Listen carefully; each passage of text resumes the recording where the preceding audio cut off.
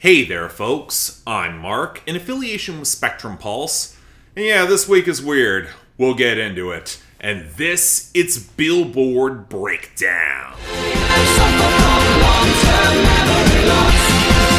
I don't remember. I feel like I was expecting this week to be more chaotic than it actually is. I thought Luke Combs was going to get an album bomb, and yet that didn't really happen, much to my chagrin. And that leaves us with a week that I'm not going to call routine so much as kind of familiar. We've been down a lot of these roads before. It's a bit more interesting. I'm certainly intrigued as to where we're going next, but I can't really predict it. So let's start off with our top 10, where for a change of pace, we actually have a new number one debut, and one that I actually predicted from last week. Like Crazy by Jimin of BTS. Now, I'll get into the details of the song much later on, but it's very straightforward as to why this debuted at the very top. It's the sales, and at frankly absurd margins we haven't seen since 2021. Now, yes, there is some YouTube, but streaming and radio otherwise are not behind this. This is the sort of mass buying the BTS fanbase are well accustomed to delivering. What surprises me is that Jimin got the big sales, and not some of the other members of BTS. Is there something that I am missing here? Regardless, unlike Butter, I don't really see this lasting in the same way. Billboard has quietly de-emphasized sales, cracked down on some of the loopholes that I exposed 2 years ago. It's going to be fascinating to see how sharply this falls off.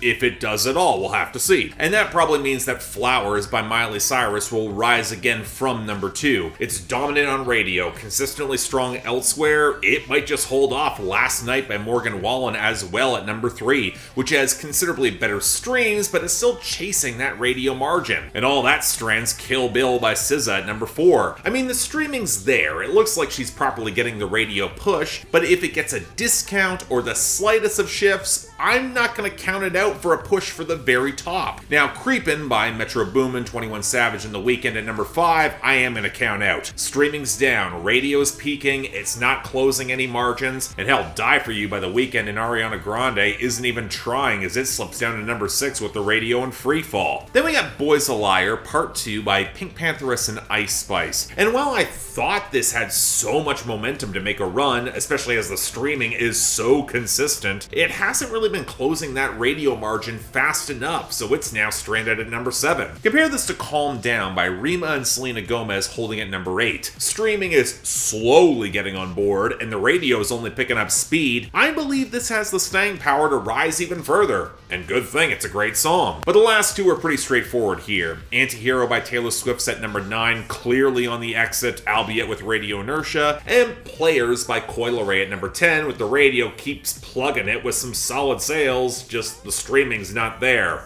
I think that's telling. But now on to our losers and dropouts, where again, there's not really much in the latter category worth discussing outside of maybe Freestyle by Lil Baby finally losing the last of its virality and falling away after being given more than enough chances to hold on. Now the losers are a decidedly mixed bag, so let's get the Morgan Wallen cuts out of the way quickly. Everything I Love at 48, Ain't That Some at 49, Sunrise at 77, 98 Brace at 79, Dying Man at 90, and Whiskey Friends at 98. Then we get the debuts from last week that kind of stalled out. As expected, All of the Girls You Loved Before by Taylor Swift slid down to 39, as did El Gordo Tre El Mando by Chino Pacas at 95, and Eat Your Young by Hozier at 96. Then we had the one gain that lost traction with What He Didn't Do by Carly Pearce at 47. I do wish the song would do a little better. Its momentum seems kind of tenuous at the moment. And speaking of momentum, River by Miley Cyrus just continues to collapse at 80. Now the rest here, Going Gone by Luke Combs slid down to 42, mostly because it's getting replaced by other Luke Combs songs. It's already clinched its year-end list spot anyway. BZRP Music Sessions Volume 53 with Bizarrap and Shakira hit 63. It looks like it's on its way out. Then we got the two SZA songs that I unironically want to last a little bit longer so they can maybe hit the year-end list, with Nobody Gets Me at 65 and Low at 91. I mean, the former's got a shot, the latter, not likely. And finally, Ceilings by Lizzie McAlpine fell to 70, as it looks like the viral moment is kind of petering out. Kind of a shame. Not gonna lie. Now for our returns and gains. Well, alright, for some ungodly reason, Slut Me Out by NLE Choppa is back at 82, and it looks like Low Down by Lil Baby is filling in the quota of deep cut Lil Baby song going viral for no explicable reason at 50, but this is the Luke Combs story, as Growing Up and Getting Old is back at 54, and switching over to our gains, he saw the most impact with Love You Anyway up to 24, and 5-Leaf Clover at 33. Major win even if he doesn't get the album bomb. I'm really happy with these tracks. Now for the other gains, well, La Bebe by Young Lucas and Peso Pluma went to 34. I'm assuming it's because of Peso Pluma's push alongside the reggaeton sound being an easier sell on streaming. But what interests me here is I See You by Coco Jones rising up to 74. I'm not sure where her push is manifesting just yet, but I want to keep an eye on this and hope the production issues don't sour me on his otherwise a sound I really like. I see potential there. But now on to our new arrivals, and again, it's all over the place this week. So we're gonna start with number 100, Memory Lane by Old Dominion. You're pulling me closer, your head on my shoulder, we never let go and we never be over. Okay, look, I know some folks have turned around an Old Dominion over the past couple of years, and while I can admit that their music has gotten better, I'm waiting for the moment for them to really click for me, and yeah, this isn't quite working either, I gotta say it. Don't get me wrong, if you're gonna have that programmed drum machine, I actually prefer to keep it at a nicer, shuffling rollick, a little bit quicker tempo, but in this case, it comes at the expense of any robust bass line, or indeed much low-end presence at all, even if the guitar work is nicely brighter. Granted, that raises some questions of tone, where this song seems to be yearning for that old relationship, where they even describe it as a happy delusion. Well, okay, but normally you want to shade that with some melancholy in the writing, or especially the vocal delivery, and it's not really manifesting. It feels way too polished and thin to get there. I don't know, I get what this is trying to do, but I'm still not wowed. Let's move on. Number 97, CHY La Pizza by Fuerza, Regida, and Natanael Cano.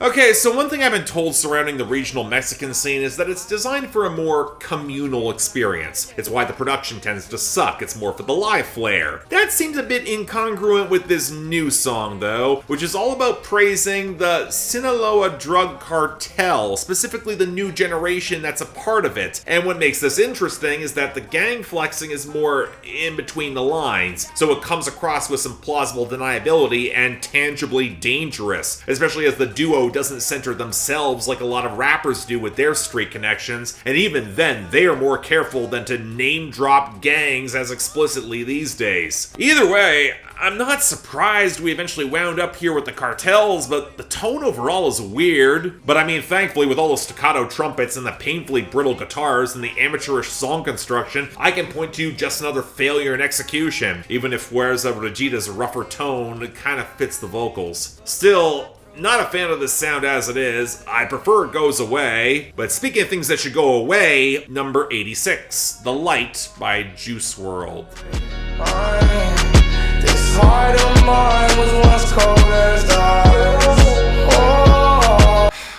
I don't think I can be angry about this anymore. I wanna be. It's been over 3 years since he died. This is long past the point of good taste. And I do take some cold comfort in the songs charting lower all the time, but nothing's changing. The fans clearly want it. And to be fair, this is a version of Juice WRLD's sound that I would be closer to liking. The jangling guitars balanced with the percussion that builds to a solid clattering groove with a lot of fake hand claps before switching into a sharper trap percussion. Juice WRLD is also singing more, and there's a slightly more optimistic outlook in the love song framing, albeit a very clingy and conflicted version of it, with some pretty basic observations on how some people handle heartbreak that he wants to avoid going forward with his new partner. But as such, again, I can't get angry at this outside of the circumstances of its release. And away from that, look, it's fine.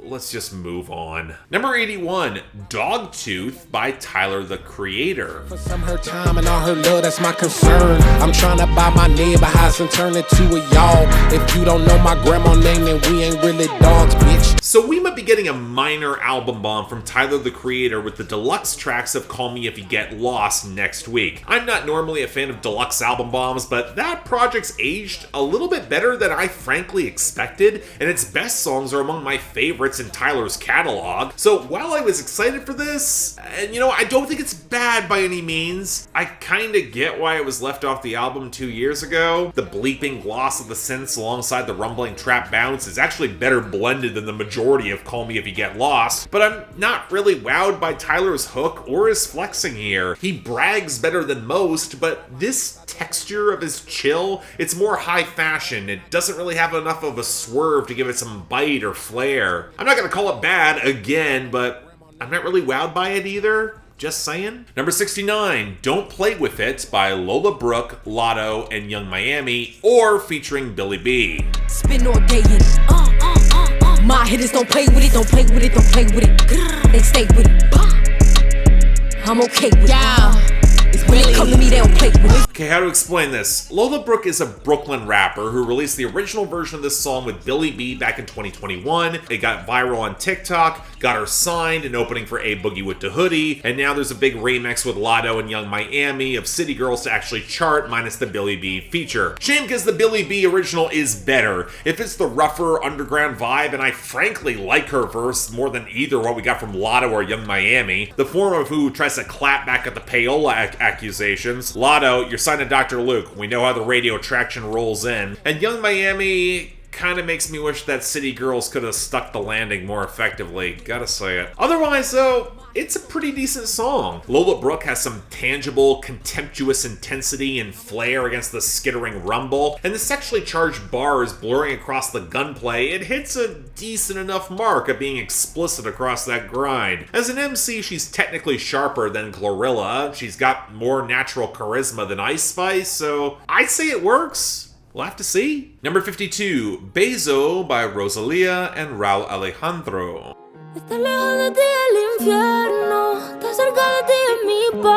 So these two are engaged now. They've been romantic partners for years, but now they appear to be planning to tie the knot, and they dropped a collab EP, with this being the song that's getting the push. And you know what? Despite some limited expectations I had around this, I found myself really liking the chalky groove as the keys and watery guitars well up around it, and the duo have pretty good chemistry. I do think I'm losing a bit having to translate this steamy love jam into English, where the poetry just doesn't have that same touch. I understand that, but at the same time, on charisma, I think it works. I would be fine if this stuck around. It's a good song. Number 44, Fast Car by Luke Combs. I had a feeling I could be someone, be someone, be someone. This has been longer in coming than some will realize. Luke Combs first covered Fast Car during his pandemic sessions, it's long been a staple of his live shows, and Combs clearly loves the original so much that he doesn't do any hacky changes. He still is writing from the perspective of the girl caught in a cycle of poverty who wants to chase the dreams but is stuck trying to support her alcoholic father and deadbeat partner, where the hardest choice actually comes in breaking the cycle. So, does it scan a little bit weird to hear his gruff, masculine voice singing from the perspective of the checkout girl? Well, maybe. But there's gonna be some queer folks who didn't hear the Shoo Shoo cover who find a resonance in this mode of performance. I can see it happening. Now granted, some will argue that coming from Tracy Chapman, that subtext has always been there, and again, this is not better than the original. Hell, if asked, I know Luke Combs would admit that in a heartbeat. But it's also one hell of a cover of one of the best songs of all time in my humble opinion, and while I'm not often one to praise covers that feel so obviously faithful and don't really do much to distinguish themselves beyond that, I think there's gonna be a moment with this song, and for any opportunity to get back on folks' radar, I consider it a win. Fantastic stuff. Please check it out. Number 26, Eyes Closed by Ed Sheeran. 'Cause everywhere I look, I still see you. And time is moving so slow.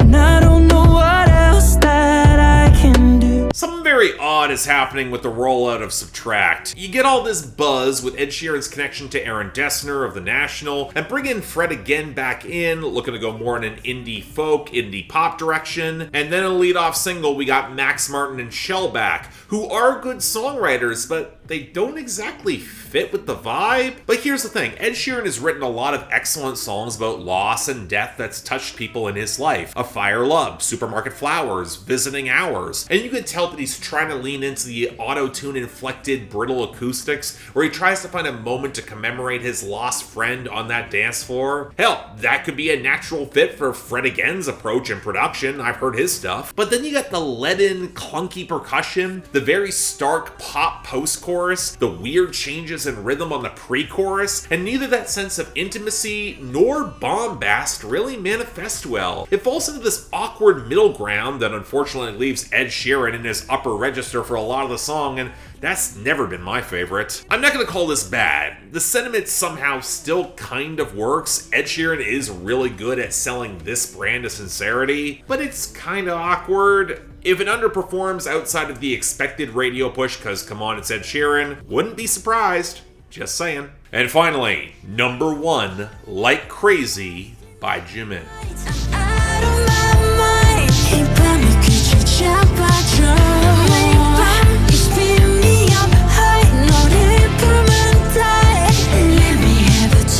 And here's the big one, the single that all the BTS army came out in force to muscle to the very top of the Hot 100. And I'll give him this, I think I like this more than the single from last week, especially for as much as the song tries to embrace this sizzling, pulsating synthwave grandeur, especially with that fizzy gated percussion and that fat low end. And that does add some mystique to the love-struck content, although all the whispered samples drawing reference to the 2011 romantic drama Like Crazy with Jennifer Lawrence feels odd. The stylism of this song doesn't quite match the movie at all outside of the gentle acoustics on the intro, but I think what's weirder about this track is that it seems like it's building to a strong melodic hook, and I'm not sure one manifests. The song meanders, it builds some impressive atmosphere, but it doesn't have a climax moment. That might be a flaw in Jimin's delivery, come to think of it. He's got an expressive register, but it feels swallowed up by production that is this huge without more multi-tracking. Again, this song's not here because it's some masterclass of composition. It's on fandom. Y'all know this. And it leads to some of that same lingering hollowness I felt with Butter, but again, this is better. It's not bad.